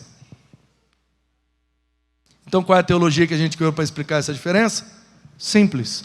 Um era testemunho ocular, viveu o fato. O outro não era, ouviu dizer, a pessoa que contou para ele confundiu. Ou ele mesmo, quando foi registrar, 20 anos depois do que ele ouviu, ele falou: estava entrando ou saindo da cidade, hein? Me contaram aquela história em Jerusalém, quando eu fui lá no concílio com o apóstolo Paulo. Não estou lembrando se era entrando ou saindo, eu vou botar que é saindo mesmo, pronto. Quem entendeu diz amém. A Bíblia foi escrita por homens, sim. Os homens se esquecem, sim. E foi escrito décadas depois do que foi vivido, meu irmão. Como é que vai sair direitinho todos os detalhes? Não estava todo mundo numa sala. Gente, vamos combinar? Vamos todo mundo escrever, tá bom? Para ninguém discordar de ninguém. Então vamos lá, 1, 2, 3 e... Não! Um escreveu numa época, num lugar, para servir a igreja primitiva daquele lugar. O outro já escreveu lá numa outra época, num outro lugar, para servir a um outro propósito. Depois de tudo escrito, isso foi organizado, foi reunido para olhar. Então é lógico que vai ter diferença, porque essa aula, se daqui a 30 anos, metade não vai estar vivo, sem problema. Beijo, Deus abençoe vocês. Vamos fazer um culto fúnebre maravilhoso. Estarei lá no sepultamento e vocês vão para a eternidade. Problema nenhum. Brincadeira. Mas se pegar os mais jovens, eu não vou estar. Eu não vou, 30 anos. Comendo miojo. Passar de 60 é milagre. Se pegar esses meninos novos, daqui a 30 anos, eles vão estar entre 40 e 50 anos. Daqui a 30 anos, encontrar ele e falar assim: aqui, vocês lembram daquela aula de bibliologia que o pastor Manu deu? Lembro. Bota no papel aí tudo que ele falou naquele dia. Cada um vai escrever. Quando você for conferir, não vão estar aulas diferentes? Porque cada um prestou atenção numa coisa diferente, gente. É simples assim. Difícil de entender? Ah, então me ajuda, né? Então vamos lá, vira aí, última página, aliás, penúltima. A Bíblia. Então um resuminho bem legal aí, ó, que a Larissa botou para nós. A Bíblia foi escrita num período de cerca de 1.600 anos, ou seja, desde lá de Moisés, em 1500 antes de Cristo, certo? Até o final do primeiro século, por volta do ano 90, 95, muito provavelmente foi quando João escreveu o Apocalipse. Então 1500 com mais quase 100, a gente tem aí cerca de 1.600 anos o período. Então olha só como Deus está no controle e esse livro é realmente sagrado. 1.600 anos, um monte de gente escrevendo em cultura diferente, idioma diferente, lugares diferentes, e a gente conseguiu reunir tudo isso, e a mensagem permanece a mesma. Se isso não foi inspirado, eu não sei como explicar. Em 3 continentes diferentes, mais de 40 escritores, 3 idiomas, hebraico, aramaico e grego. Contudo, possui um tema principal: a glória de Deus na salvação dos eleitos. Necessidade da Escritura. Por que é que a gente precisa da Bíblia? Não podemos deixar de considerar que a Escritura é necessária. A ideia de necessidade é um conceito filosófico muito interessante, propõe que a Bíblia é necessária para que possamos conhecer o Evangelho, a boa notícia de Deus de que há salvação para nós. Para conservar a vida espiritual, para conhecermos a vontade de Deus e de fato toda a sua revelação e seu ápice, que é a pessoa bendita do nosso Senhor e Salvador Jesus Cristo. A autoridade da Escritura diz respeito ao seu caráter de verdade, ela tem autoridade. Isso significa dizer que ela possui uma força moral e imperativa sobre aqueles que se propõem a segui-la, obedecê-la. A autoridade da Escritura sempre foi reconhecida na igreja. Jesus e os apóstolos criam no Antigo Testamento, era a Bíblia que eles tinham. Aliás, quero recomendar um livro do Philip Yancey, editora Vida, chama A Bíblia que Jesus Lia. É uma espécie de estudo e resumo do Antigo Testamento, porque o Antigo Testamento era a Bíblia que Jesus lia. Então, Jesus acreditava na palavra, na Escritura como palavra de Deus, porque ele citou o Antigo Testamento várias vezes como verdade. E atribuíam à Escritura a autoridade divina. A igreja cristã nasceu e floresceu sob a autoridade da Escritura. E nós, como batistas, um dos nossos princípios, que vamos estudar no próximo ano, certamente em alguma classe, princípios batistas, um dos nossos princípios é a Bíblia como única regra de fé e prática. Só isso. Apócrifos, também conhecido como livros pseudo-canônicos, ou seja, falsamente canônicos. Também conhecidos, são livros escritos por comunidades cristãs, pré-cristãs, ou pós, nos quais não reconheceram a pessoa e os ensinamentos de Jesus por serem escritos sem inspiração divina. Portanto, não foram incluídos no cânon bíblico. Os escritos apócrifos não devem ser considerados como parte da Escritura. Nenhum deles afirma ter o mesmo tipo de autoridade que foi o Antigo Testamento. Os judeus, que são a fonte de origem do Antigo Testamento, não têm esses livros. Nem Jesus, nem os autores do Novo Testamento mencionaram nenhuma parte desses livros. Contém ensinamentos incompatíveis com o restante da Bíblia. Devemos concluir então que são palavras humanas. É um livro, é uma literatura. Vale a pena conhecer a história, como eu preguei no dia que apagou a luz. Preguei baseado, contando a história dos Macabeus. Está num livro apócrifo. Ok?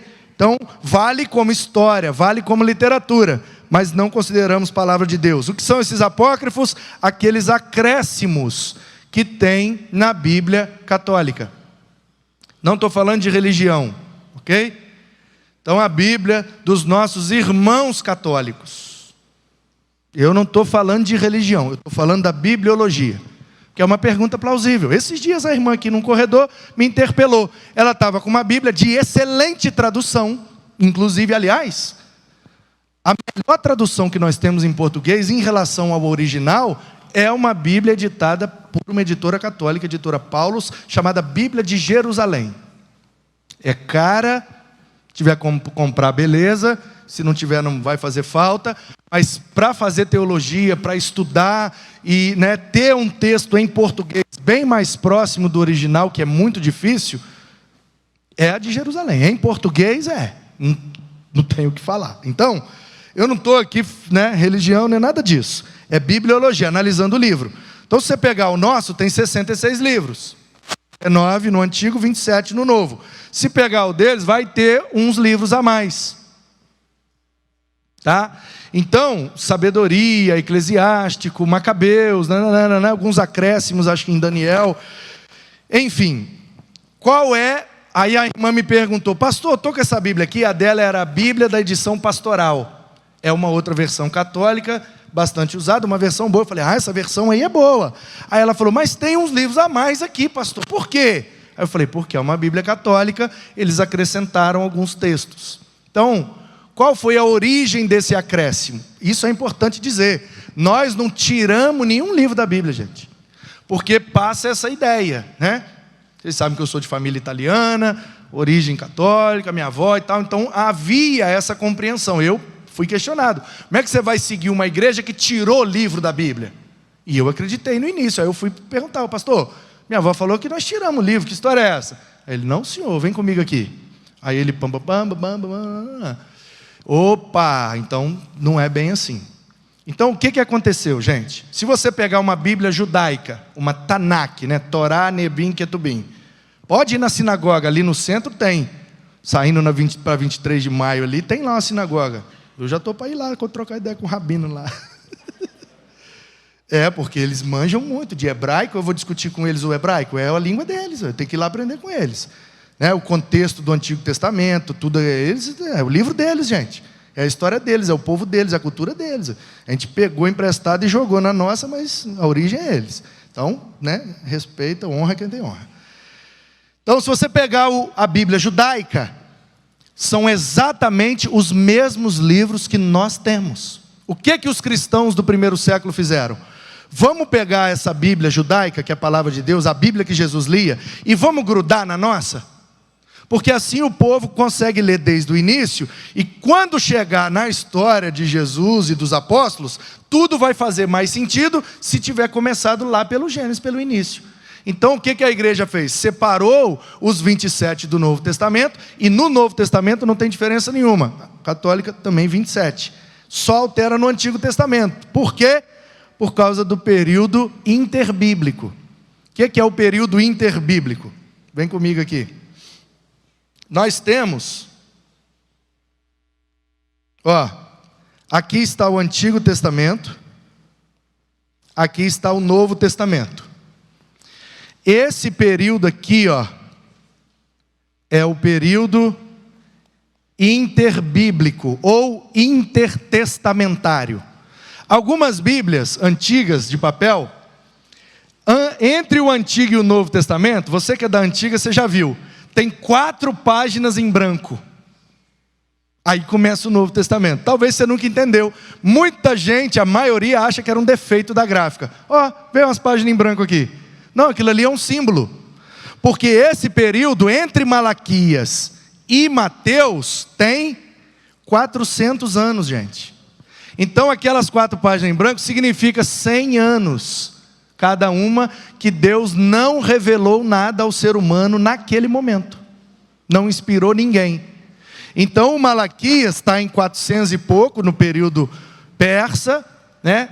Esther está chegando ao governo, eles estão lá em Jerusalém reconstruindo as cidades, e ele está falando, gente, traz o dízimo, o templo está em reforma, estamos reconstruindo o templo, a gente precisa de ajuda, por isso que é ele que fala do dinheiro.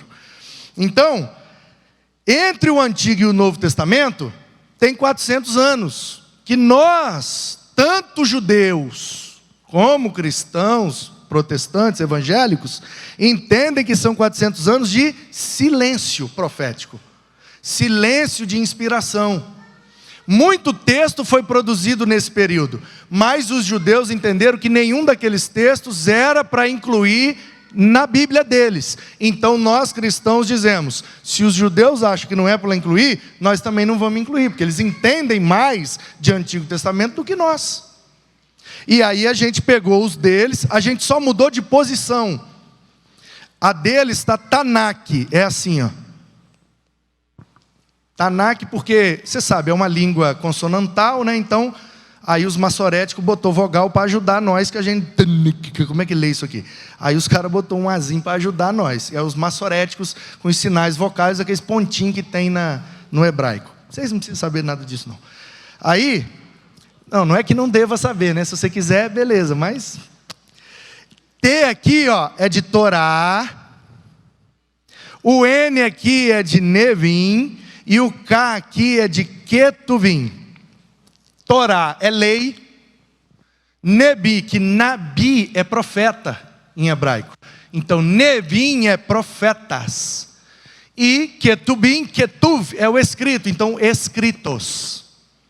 A lei, os profetas e os escritos.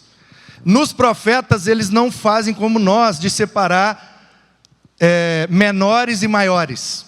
Eles fazem profetas anteriores e profetas posteriores. Anteriores, a divisão do reino, depois de Salomão, e posteriores, a divisão do reino. Então a lei é igualzinha à nossa. É o que a gente chama de Pentateuco. A nossa Bíblia, a deles é dividida em 3 fragmentos. Lei, profetas e escritos. Então, o último livro da Tanakh, que é a Bíblia judaica, é o livro de Crônicas. Porque é o último dos escritos. O último profeta, na Tanakh, no bloco dos profetas, é Daniel. Por quê? Porque Daniel é o profeta, na perspectiva veterotestamentária, o profeta apocalíptico. Então ele é o último. Então só muda a posição. Porque nós organizamos de um jeito, eles de outro, por conta do propósito e da necessidade da época. Mas são os mesmos livros. Os mesmos, ok?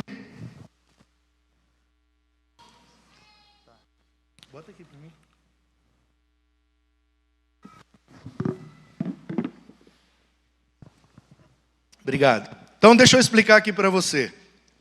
Não está no esboço, mas eu acho que vale a pena, né? A gente nunca tem muito tempo, mas enfim. É isso aí mesmo. Como que a gente organiza? Em 10 blocos. O crente é complicado, né? Os caras resolveram em 3. A gente não tem que ter 10. Então vamos lá. O nosso antigo são 5 blocos. Lei, ok? Que é o Pentateuco. 5 rolos. Pentateucos. 5 rolos. Então nós temos o Pentateuco. Aí depois nós temos o segundo bloco, que são os escritos, que a gente chama de livros históricos, que vai de Josué até Esther. Depois nós temos os poéticos, que é de Jó até Cântico dos Cânticos. Aí depois nós temos os profetas maiores, que vai de Isaías até o Daniel. E por último os profetas menores, que vai de Oséias até Malaquias, né?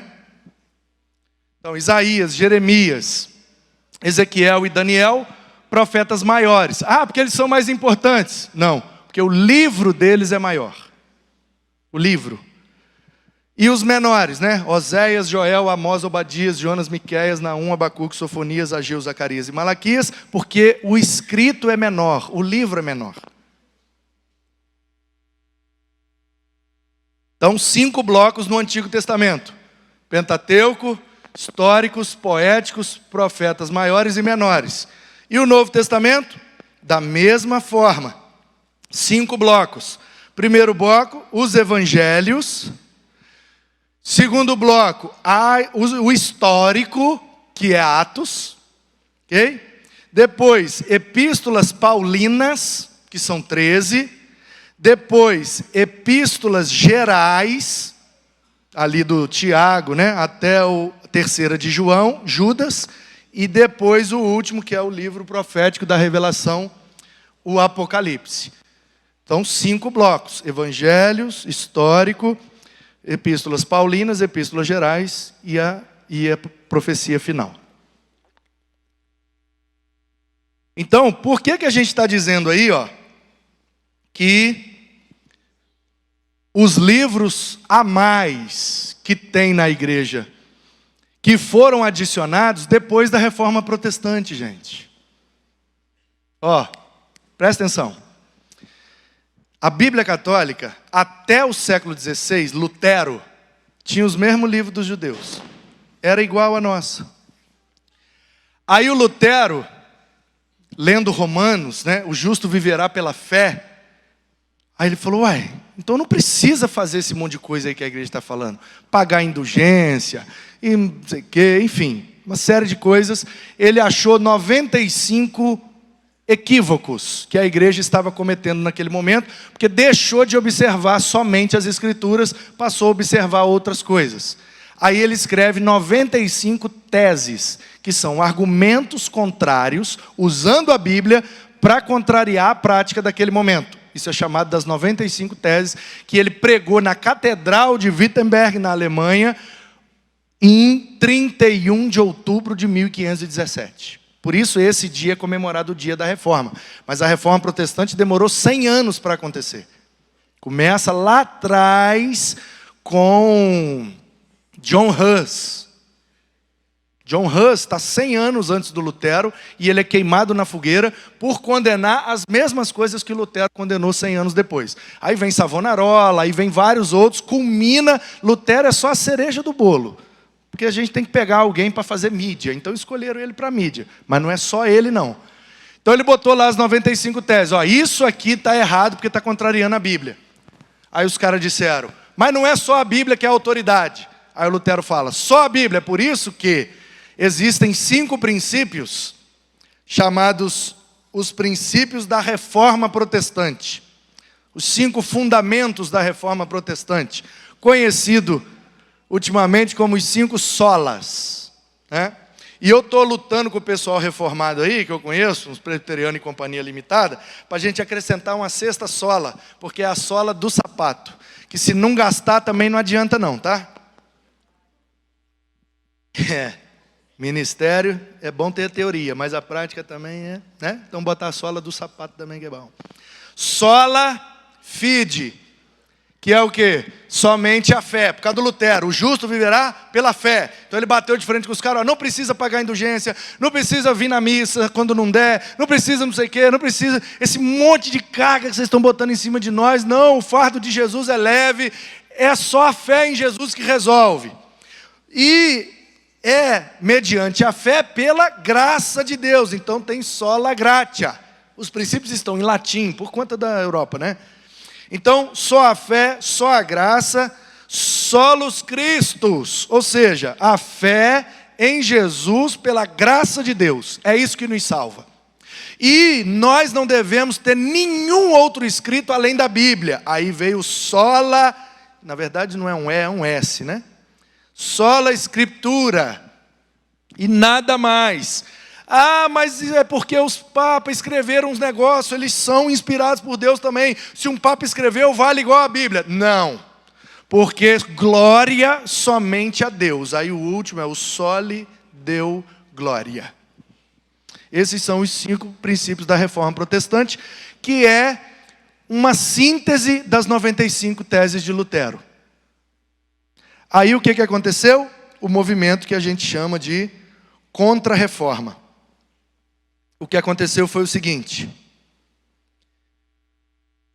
no século XVII, o protestantismo começou a crescer muito, né? Da Alemanha, foi para a Suíça, foi para a Inglaterra, foi para a Holanda, e aí começou a rachar. Igreja luterana, igreja anglicana, igreja presbiteriana, igreja batista.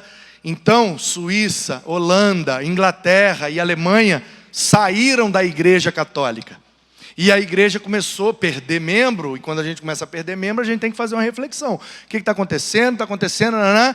Aí os caras se reuniram, o que está acontecendo é o seguinte: está todo mundo indo atrás das teses de Lutero, discordando de nós. O pessoal está achando que só vale a Bíblia mesmo. Aí eles tiveram essa ideia. Então, vamos pegar os textos que a gente tem para embasar a nossa prática. Enfim, esqueci os nomes, mas não vem ao caso. Então, vamos pegar os textos que embasam as práticas, principalmente pagamento de indulgência, acender velas e fazer missas para os mortos. Livro de Macabeus dá base para isso, era a cultura dos caras naquele tempo. Aí o que eles fizeram? Essa prática nossa está baseada nesses livros, que o Papa diz que é Bíblia também. Por isso que ele escreveu, porque ele estudou nesses livros, e diz que é uma prática legal, porque os Macabeus foram uns caras legais, os caras que purificou o templo. Aí então vamos fazer o seguinte, vamos pegar esses livros e vamos botar na Bíblia. Aí a gente toma toda a Bíblia, que já não estava mesmo na mão do povo, começou a ficar depois que o Gutenberg começou a imprimir, e aí a Bíblia foi para a mão do povo, aí virou aquela confusão, porque até então, né, 1000 anos, chamado Idade Média, ou das Trevas, exatamente por isso, tirou a Bíblia da mão do povo. Só o povo que pregava que tinha Bíblia, quem ouvia não tinha Bíblia não, dava para conferir. Agora a Bíblia estava na mão do povo, e o Gutenberg, imprimindo Bíblia todo dia, meu amigo. E o pau começou a quebrar, e os caras lendo Bíblia, está errado. Aí eles pegaram esses livros e começaram a imprimir na versão católica, com esses acréscimos, para dizer para a igreja, está na Bíblia sim, ó. Aí o povo que nunca tinha visto Bíblia, olha, vê aqueles livros lá e fala, não, está na Bíblia sim, a igreja está certa. Entendeu ou não? Não estou falando de religião, só estou falando do livro, tá bom? Quero problema, nem discussão, nem debate de nada. Vai passar briga com o outro. Então, para finalizar, aproveite o melhor material de estudo que você tem em casa, que é sua Bíblia. Esses dias um pastor, tadinho, um menino crente, um menino querido, apaixonado por missões, uma preciosidade, um aluno muito bom. Ele me pediu, pastor, estou querendo fazer uma série de estudos com o pessoal. Eu vou responder vocês aí, tá? 56 pessoas online, bênção.